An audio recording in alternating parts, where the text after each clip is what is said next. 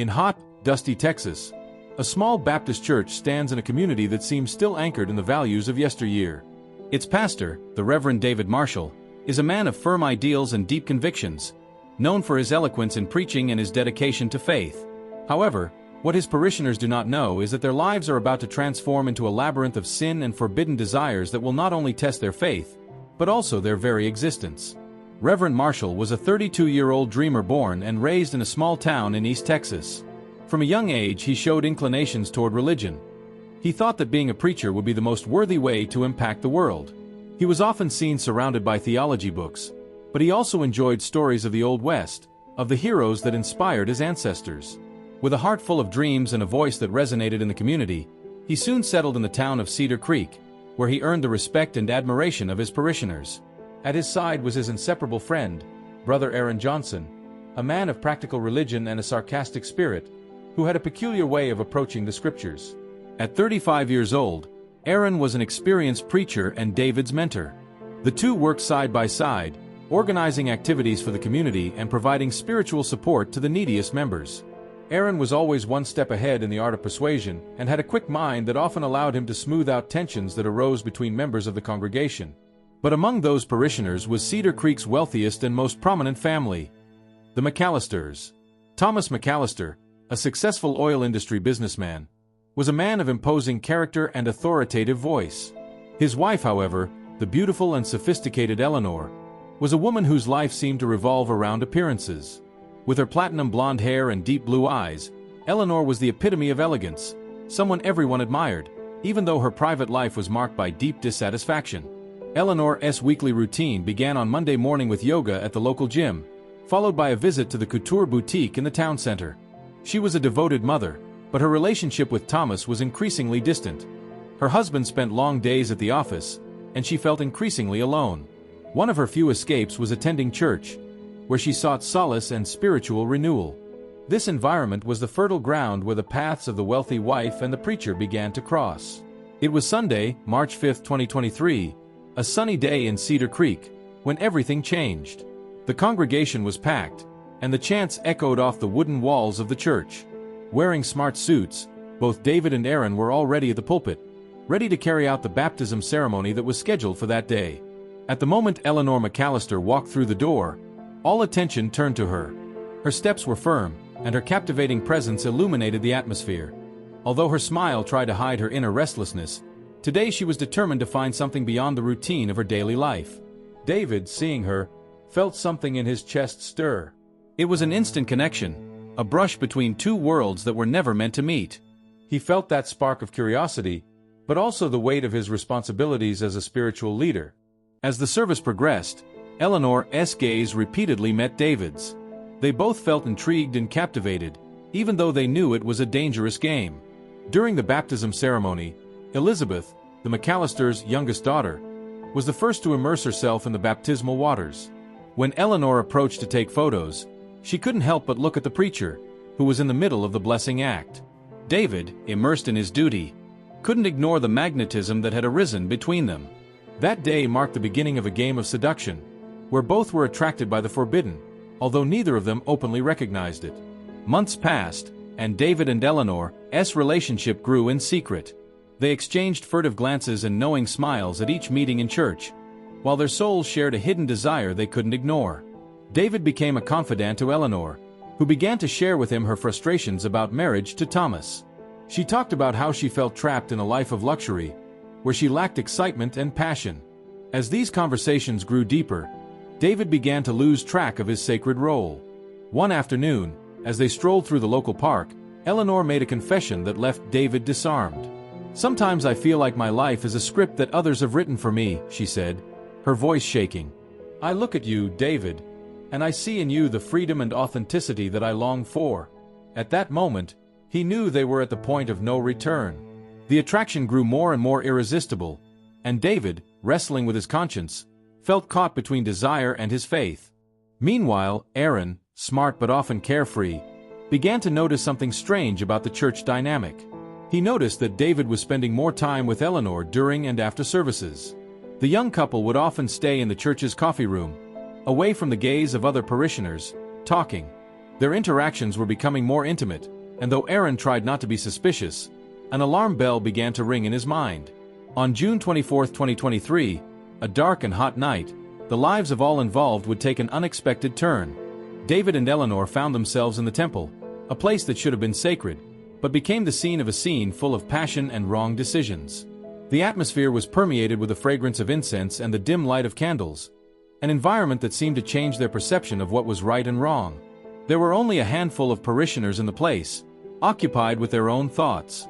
In that moment of vulnerability, she reached out to him, her heart pounding. "David, do you feel what I feel?" she asked, her eyes searching the soul of the man who had begun to drag her into a world of temptation. David, swept away by desire and confusion, could not answer. They took a path of no return, a step that would change their lives forever. In the eerie silence of the church, the touch of their hands felt like lightning, as the line between the sacred and the profane blurred. The echo of their heartbeats resonated in the solitude of the temple, and neither of their souls stopped to think about the consequences of their actions. No one could predict that those moments would not only mark the beginning of a clandestine relationship, but would trigger a series of events that would lead to murder and a fall from the pedestal they both inhabited. The atmosphere in the temple that night was thick, charged with a silent desire that weighed on the two souls caught in its web of secrecy.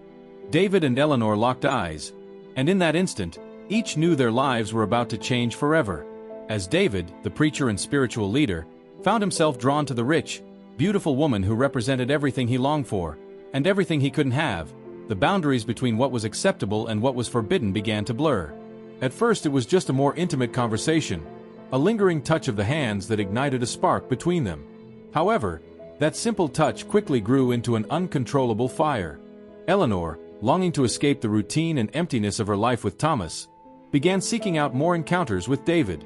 It became common for them to stay after services, talking late into the night at church, while David tried to suppress his growing attraction to her.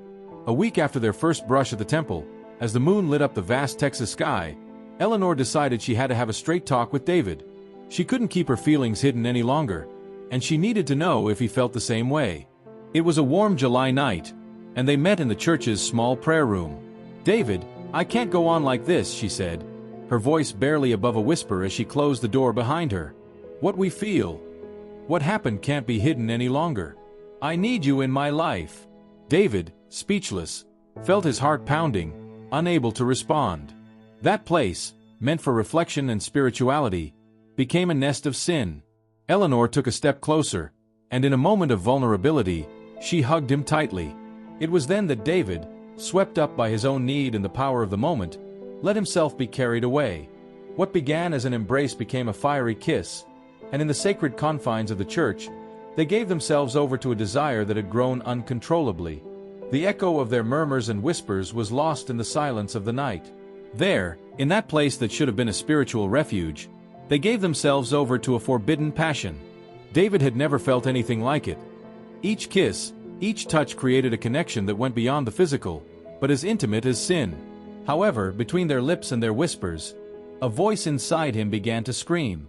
Meanwhile, Aaron, David's friend and mentor, began to sense tension in the air. He noticed how his friend was behaving differently, lost in thoughts other than the spiritual duty they had shared for years. One Sunday during church service, he saw Eleanor sitting in the front row, her eyes fixed on David as he preached. Their gazes met, and in that instant, Aaron felt a jolt. Something about the way she looked at him made him suspect there was more to their relationship than met the eye. That evening, after Mass, Aaron approached David.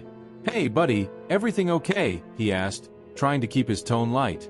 "I've seen you're a little distracted lately. I just want to make sure you're not dealing with anything you're not telling me about." David, feeling the pressure of his friend's gaze, smiled and replied, "Everything is in order, Aaron.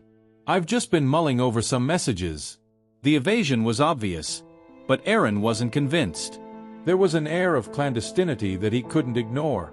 As the weeks passed, the relationship between David and Eleanor intensified. They became bolder, using any excuse to meet. At a charity event organized by the church, Eleanor offered to help David with the decorations. That afternoon, they locked themselves in the soul of the temple, and as they arranged flowers and candles, the tension between them became unbearable. "David, this can't go on like this," Eleanor said as she tried to set up a table. I can offer you what I've never had before. Passion, happiness, a life filled with love." Her voice trembled between excitement and fear.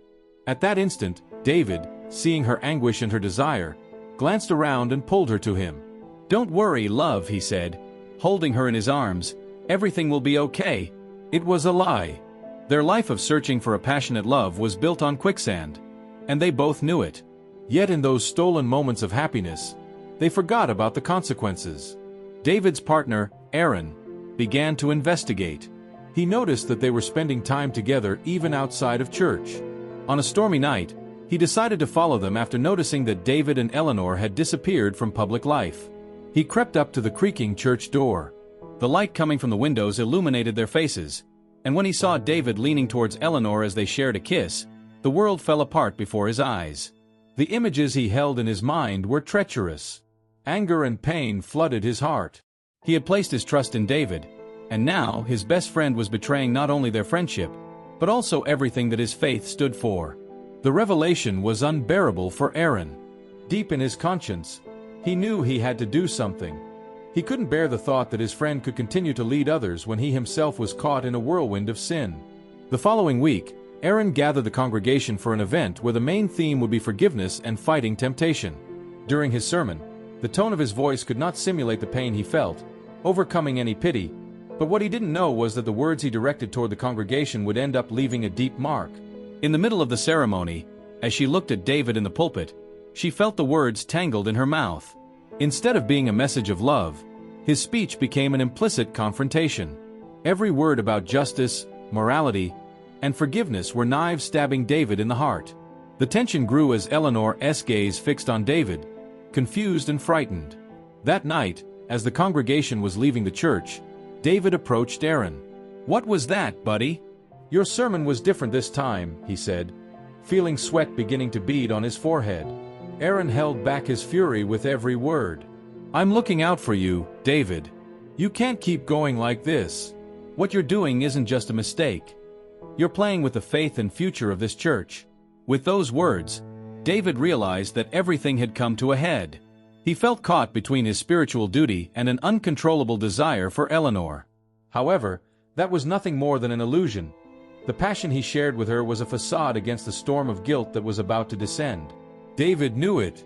On August 14, 2023, after weeks of furtive encounters and a world where reality had become a trap, David and Eleanor met once again at the temple. That night, the tensions were palpable. They both knew things couldn't continue as they were. Yet the attraction was undeniable. "David, what have we done?" Eleanor asked, her eyes searching the face of the man who had come to embody everything she desired for answers. "We can't live in a secret. We need to decide what we're going to do with this." That night, in the dim light of the candles, David took Eleanor's hand and said firmly, "We need to confess this. We can't go on like this. I am the leader of this church. I don't want this to destroy us. You, me, or our values." Eleanor, however, wasn't about to let him go so easily. In her mind, she had imagined a different life, a life where he was her refuge, where she could escape the clutches of her oppressive marriage. "I need you, David. Thomas has never loved me like you," he protested. In his heart, the dilemma grew. There was a carnal love, but the echo of faith dragged him along. David knew that his life was wearing thin. Being a preacher means that he has to act with morality, and at the same time, he was also a human being full of weaknesses. But the dilemma was interrupted by a noise at the entrance. It was Aaron. He had returned to the church after a while to see what was happening. Determined to confront David, he opened the door and found them embracing in a moment of intimacy. His heart broke. He didn't know which way to go. All he could do was shout, "This ends here." The confrontation was unavoidable. Eleanor, realizing that both David and Aaron were in the same room, quickly walked away. Her heart was pounding as she realized the gravity of the situation. David ventured to reassure her, "Aaron, I'm sorry. I didn't mean to." Aaron's anger had been fueled, however. "I don't want to hear any more of your excuses, David. You've let down everything you stand for. I can't believe you're entangled with someone like her," he cried, pausing, feeling crushed by emotional conflict. "You don't understand," David replied, his mind reeling between guilt and anger. It's not always that simple. But the situation had become untenable. "Get out of here, both of you," Aaron ordered, his voice now full of authority and strength. "I'm not going to let this continue. I can't be a part of this anymore." The tension was palpable, and they both knew that words could no longer be a turning back, much less the actions that would follow. The painful confrontation was an epicenter that shattered their lives. Guilt, desire, and anger intertwined like thorns on a rosebush, and each of them went their separate ways. Torn by the truth and with a sense of responsibility that crushed him, David decided to seek answers through prayer, questioning everything he had done. He sought redemption and forgiveness, but the echo of the sin he had committed before resonated in his mind. He could not escape the guilt that haunted him, and he knew that everything he had built as a pastor and friend was at its breaking point. Eleanor, for her part, was determined not to give up. Passionate and determined, she thought she could still get David to finally leave everything behind and join her in a new life, far from Cedar Creek. She had to show him that despite the situation, they had been destined for each other, that ties could heal over time. She began to make plans and look for financial resources, all to prove that her love would be enough. Yet David couldn't ignore what had happened. The next week, he prepared to speak in front of his congregation, his heart pounding. The regular Mass felt like a trial. The intersection between his personal life and his kingdom of faith was nothing more than a battlefield. When it came time to speak, his voice shook as he watched those who once saw in him not just their leader, but a man, a familiar human being, caught up in his own mess. "Dear brothers and sisters, I'm here today to speak to you about the struggle between good and evil that each of us faces. Temptation can come from the most unexpected places, and even though I have fallen into this trap, I still have faith. I believe in redemption and forgiveness, not only for myself, but also for those whom I have failed," he said, each word echoing in the air thick with guilt and regret. Eleanor, in the rows, felt each word hitting her, like blades tearing apart her dream. She realized she had lost him. By the time David finished his speech and left the church, their hearts had already stopped beating as one. The next few days were stormy. Heartbroken, Eleanor faced a difficult reality. Rumors about her relationship with the preacher began to circulate. Her husband, Thomas, who had been working overseas, returned home after hearing what had happened. "I can't believe you did this to me, Eleanor. You've put me in such a difficult position, and I don't know if we can handle it," he told her, his voice filled with suppressed fury. Eleanor's house became tense from the moment her husband, Thomas, arrived home from work. News of her relationship with David had reached many ears, and Thomas, like others, did not know how to handle the harsh truth. His life had been extremely hectic due to his job, but Eleanor's betrayal was a devastating blow. He looked at her with a mixture of contempt and sadness, as if she were an intruder in the home they once shared as a refuge. "Eleanor, I need you to be honest with me," Thomas said, his voice tight and firm. "I've always been there, working hard to provide you with everything you wanted. Was that what you wanted? Was that what you needed?" Eleanor felt the air drain out of her. The reality of her situation was becoming impossible to ignore. "No, Thomas, it's not. It's not just about what I have. I promise you. What I feel for David is real, but this isn't just a game to me," she replied, trying to gauge her words. But every time she tried to open up, the anger in her husband's eyes intensified, becoming almost palpable. "Real? Do you really think so, Eleanor?" Thomas leaned closer, his voice dripping with suppressed indignation. "Do you really think that what you have with him is love? You're involved with a man who is willing to destroy everything he's built his life on. What kind of love is that?" Eleanor's anguish grew within her. "Not just him, Thomas. I'm to blame too. I've been searching for something I'm missing. You haven't seen or heard from me in years. You're always working, always absent," she replied, sadness mixing with her frustration. Thomas looked at her with a mix of disbelief and condescension. "That's no excuse for this, Eleanor. Infidelity is never the answer. You think I'm happy in my job and absent by choice? I'm the one who's put in the effort for us. Here I am, trying to make sense of this while you—" The words he never spoke piled up between them. Eleanor felt panic and regret and glanced at the wedding ring that sparkled on his finger. It was a symbol of everything they had built together, but also a reminder of what he had lost. She took a deep breath and continued, "I know, Thomas. I can't change how I feel. I know what we've built, but I think life can be different.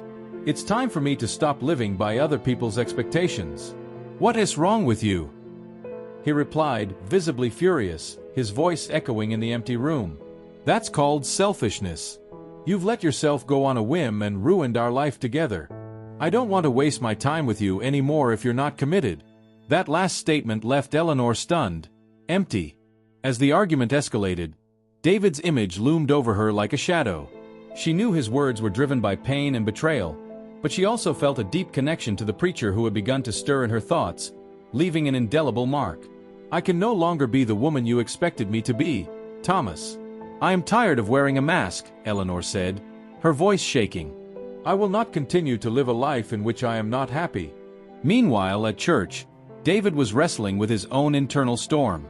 After the confrontation with Aaron, he felt like an outcast, a disgraced preacher. The words he'd shared in his sermon had left him vulnerable and exposed. He realized he'd let many down, including his congregants, and that burden felt unbearable.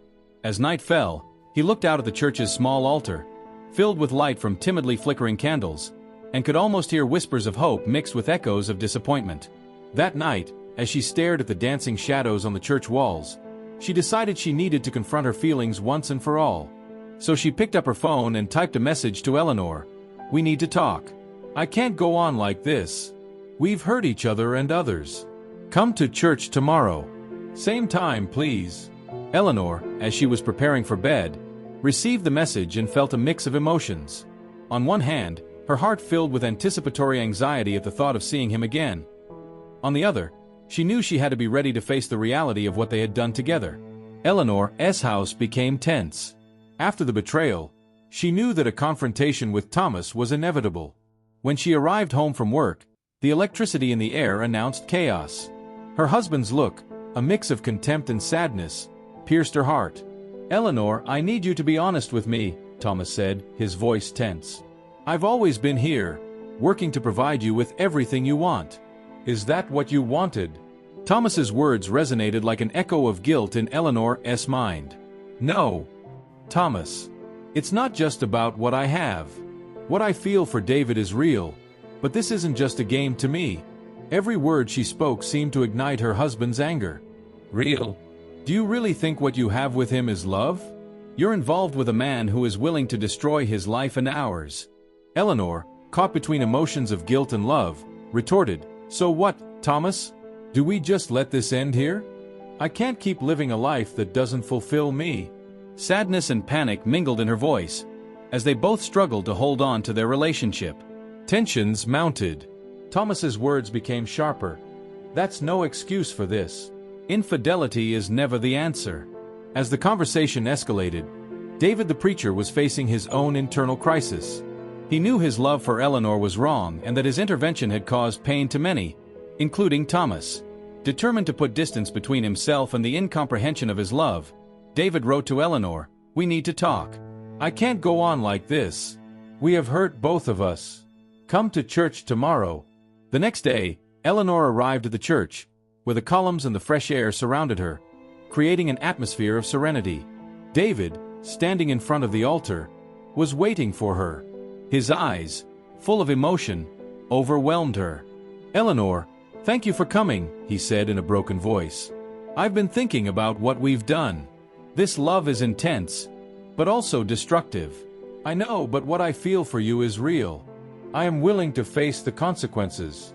Let's not give up, she exclaimed, searching for the spark of hope in her heart. But David felt lost. The sadness in his eyes gave it away. Eleanor, I cannot ignore my responsibilities as a pastor. The lives of others depend on me. The conversation turned to their feelings and responsibilities. Sometimes love isn't enough. I've failed you and everyone who trusts me.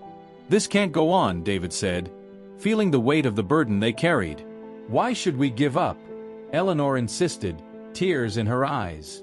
But David continued, This path is too difficult. I cannot lose more than I have already lost. The conversation plunged David into deep despair. He felt bound by the expectations of his congregation and regret for having fallen into temptation. He knew he had crossed a line from which he could not return. The next few days were dark for David. The pressure of being a spiritual leader crushed him. and the disapproving glances of his congregation felt like knives on his skin. At the same time, his love for Eleanor kept him anchored to a reality filled with chaos. A week later, the congregation asked him to resign. The scandal had caused his credibility to crumble. David was on the verge of an emotional breakdown. It was then that, in a moment of desperation, he made the tragic decision to end his suffering. The world he had built, the life he had nurtured, vanished in the blink of an eye. In his church office, he left a simple farewell message before taking his own life. News of his death spread quickly. The community was devastated, and rumors swirled around his tragic end. Eleanor, upon hearing of this, felt as if the earth had opened beneath her feet. Guilt consumed her. Did we cause this? She thought, tears streaming down her face. Homeless after her divorce and with dreams shattered, Eleanor found herself on the list of the homeless. She wandered the streets, feeling like a shadow of the woman she once was. Compassion and help turned to disapproval as people looked down on her. Over time, Eleanor faced her grief. Seeking help, she began attending support groups. By sharing her story and listening to others, she discovered that love not only has the ability to build, but also to destroy. She chose this truth as her life lesson and decided that her story would not be just a tragedy. She decided to turn her pain into action. She began working with organizations that help people in difficult situations, using her story to inspire others. Through her efforts, she realized that she could find meaning in her experience. Her life became a journey of healing. She attended personal growth workshops, learned about self-love and resilience. She enthusiastically dedicated herself to helping those who were going through dark times. She shared her story, not to seek sympathy, but to offer hope. As she progressed, she became a motivational speaker, finding a new purpose. Her life, despite the open wounds, glowed with the light of transformation. She spoke about love, loss, and redemption, bringing her back to the communities that had once condemned her.